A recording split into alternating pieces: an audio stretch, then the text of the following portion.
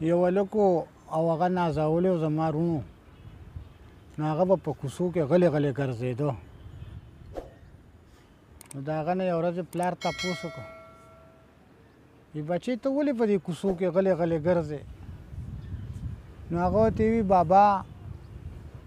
ما یو جینۍ لیدلې ده او هغه ډېره ښایسته ده که هغه جینۍ دې ما له وکړه نو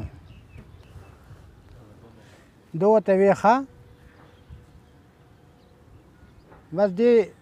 د مال دولت سره هغې جینۍ پلار کور له لړو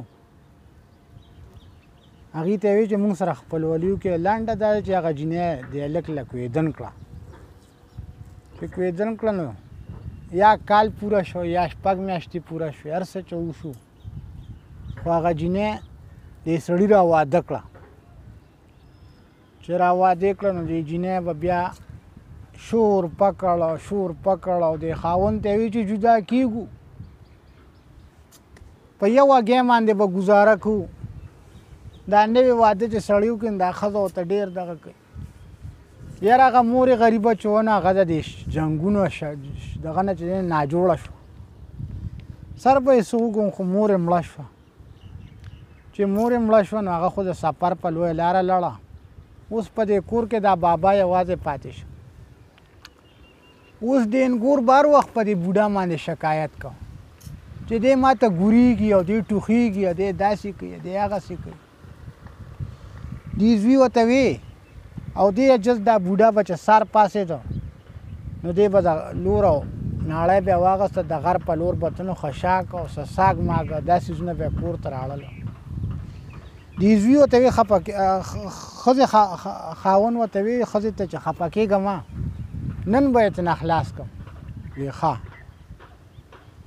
دا بابا چې شپه پخه شوه نو دا بابا دا زوی له خواله راغی وی بابا نو دی ورته ها بچې خدای خیر وی د سیند وی نه نه د سیند په غاړه ګرځو هغه ورته بچې د سیند غاړه مې زما ډېره یادېږي خو زه تللی نه شم نو دا به څه کېږي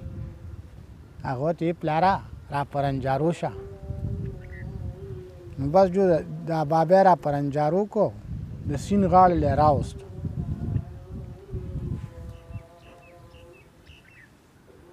وی پلاره نن دې ګرځوم د سیند په غاړه نیمه شپه د غم بلورکو سره دواړه نو چې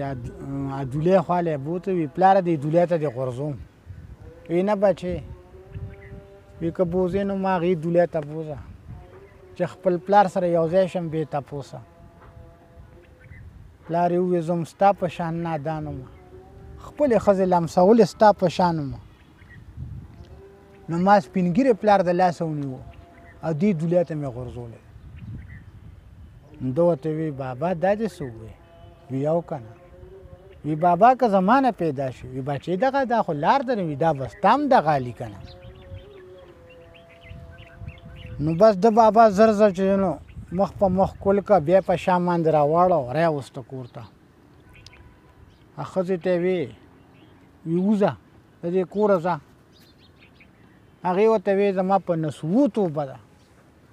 خو ما د خدای دپاره دې ځل له معاف کړه نو زه د ښځو به ډېر فریب هم نه اورئ